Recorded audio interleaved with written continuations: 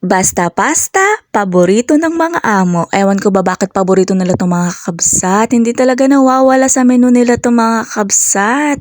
Bale, naluto ko na to ng ilang beses mga kakabsat. Fettuccine pala yung pangalan ng lulutuin ko na to mga kakabsat. Pero ang gagamitin kong pasta dito ay hindi yung mahahaba. Yung bene pasta at saka yung ribbon pasta. Yung para siyang ribbon talaga siya mga kakabsat na pasta. So, nag-isa lamang ako ng sibuyas, tapos yung manok, syempre, pitso ng manok yung ginamit ko. At pagkatapos kong nagisa yung sibuyas at saka yung manok mga kabsat, ay nilagay ko na din yung mushroom at saka yung bell pepper. Marami kaming mushroom ngayon, kaya naman naparami talaga yung lagay ko dito. Mas masarap kasi kapag maraming mushroom. At sa pampalasa naman mga kabsat, oregano powder, asin at paminta lamang nilalagay ko kapag nagluluto nga pala ako ng fettuccine.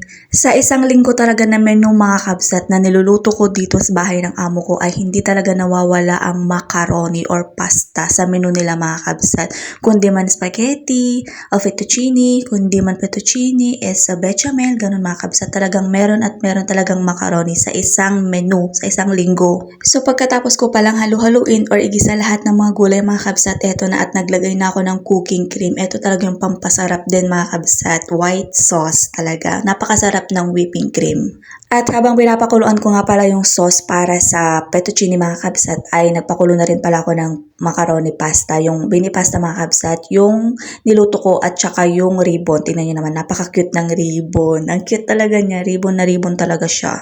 At after kong pakuluan mga kabsat yung pasta, ay nilagay ko na sa sauce. Kasi nga naman gutom na daw yung alaga ko kasi nakita niya na tapos na yung pasta at saka tapos na yung sauce. Tinanong niya ako kung tapos na, sabi ko tapos na, kaya naman minix ko na talaga at para kumain na rin yung alaga ko. Kapag ka nga pala pasta ang papaluto ng amo ko sa akin, napakadali lang mga kabsat kasi nga naman alam ko na kung paano lutuin. Lalong-lalo na ako mga kabsat, ilang beses ko na talagang naluto ang mga macaroni na to or fettuccine na to mga kabsat. Napaka-easy na lang mga kabsat, super basic na lang talaga. Ang mga pasta kasi talaga dito is pananghalian na talaga dito mga kabsat. Hindi kagaya sa atin sa Pilipinas, talagang pang merienda lang natin. Dito, pananghalian na talaga dito. So, yun lang for today's video mga kabsat. Maraming salamat!